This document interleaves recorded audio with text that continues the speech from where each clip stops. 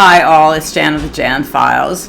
As always, please follow me on YouTube because I want to be able to have conversations, be able to go live, and I can't do that without a lot of people following me and a lot of people listening. So thank you.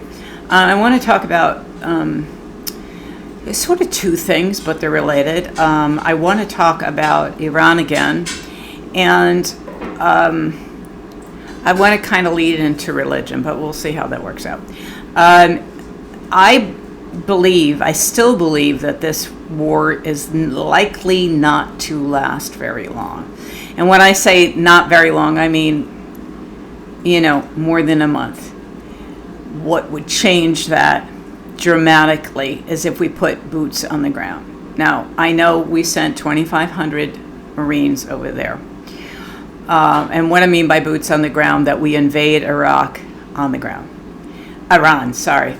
And so that would change the dynamics of everything, and I believe would lead to probably World War III, because there is no way to just put some on the ground and then not continue to put more on the ground. It would just be another Vietnam where we lost 55,000 Americans. And given that it's in the Middle East, where we have some allies, obviously we also have some foes, and it would be a clusterfuck, more so than what is happening right now.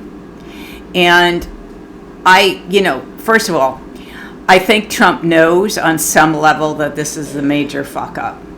And because he's not it's not Venezuela.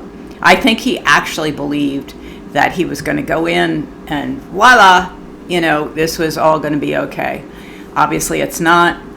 And so I've been trying to do my homework and look at some of the different things and note that we can't continue at the pace we're going and have anything other than disaster in terms of a global economy. It has already a global impact, and it will continue to get worse before it gets better. It's not going to turn around. And it's not just the Strait of Hormuz. There's a lot of other implications as to what our Middle Eastern allies have endured in terms of being fired upon and facilities and other things being damaged. Now, if Iran decided to go in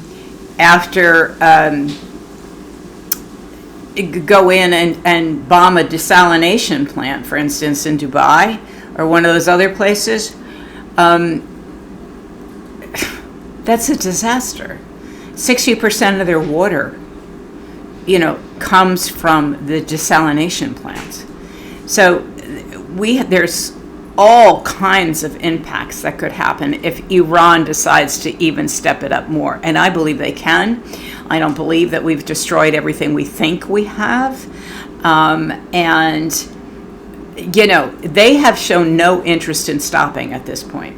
They are not trying to negotiate. Trump is lying. They have not approached Trump with any kind of, let's do this. It's us who needs to do that. We need to come with our tail between our fucking legs and say, okay, we're going to stop. We've achieved what we wanted to achieve. And even if we didn't, we just say that, and now we want to end this. That's what needs to happen. Will it happen? I don't know. I mean, obviously, nobody's expecting me to know. But in terms of what I think, just like how you think about things, right? I've been kind of looking for answers. And one of the things I've come up with, and I don't know if this makes any sense, but I knowing Trump, who doesn't care a shit about another human being, I honestly believe the only things he cares about are himself, his reputation, how he looks to the people in the world, and money. And I think that what we've seen in the past, one of the things that has moved him off certain policies, even if he went back on them but moved them off, was when the stock market came down. It came down, he was like, oh, fuck, and all his little buddies came and said, what are you doing? All his tech bros, all his other, the Peter Thiels of the world, what are you doing? You can't do that. We can't have that. And so, he he was able to figure out a way in it, and so that it was been going up. Well, not anymore. It's going down. And I'm thinking, and I'm not wishing, I don't know. I mean, I might wish for it if it really would work, but what if the stock market crashes next week?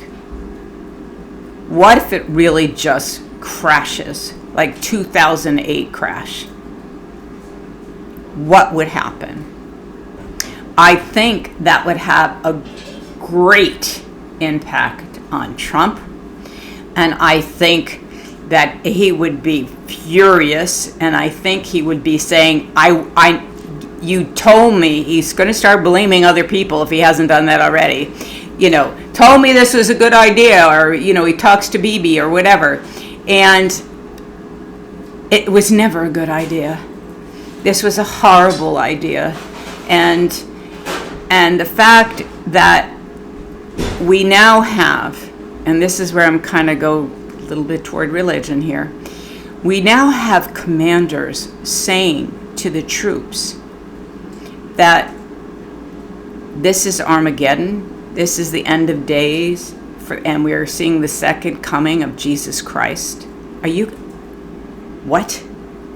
This is real. This is not internet nonsense. It's nothing like that. It is real. And hundreds of troops have reported it. And that is, it's inappropriate is not the right word. They should be court-martialed for that. Because religion has no role in our military, and it should have no role in our government. And I love the fact that people like Pete Hegseth, who has how many marriages? How many times has he been divorced? He cheated on his wife. These are the people that are preaching religion. And these Christian nationalists have helped get us here. They have helped get us to a place where we are attacking another country for no damn reason. And when I say that, I'm not saying Iran is a good country or that its government and leaders are good people. They're not. They're evil. They're just as fucking evil as we are. And so I'm not trying to say anything about that. I'm only saying that religion has no place in this, and it's actually become the focus. This is all about Israel. This is all about Netanyahu. And he's the same way. He doesn't give a shit about how many people are killed. And he doesn't give a shit about not only his own people. He doesn't give a shit about American Jews, who he's put at risk right now. And we all know he doesn't see Palestinians as human beings. So this religious bullshit is part of what is helping to destroy us. And I also want to call out a lot of people like us, the people who know better, who haven't stood up. And let me give you an example of what I'm talking about. This is a little, Jan story. So I think most of you know that I live in a very red town. I mean, very red town, like the only red town for miles around. And I didn't know that when I moved here, whatever. But when COVID hit, actually before COVID hit, and there was this whole conversation starting about, we were actually talking about implementing DEI in the schools.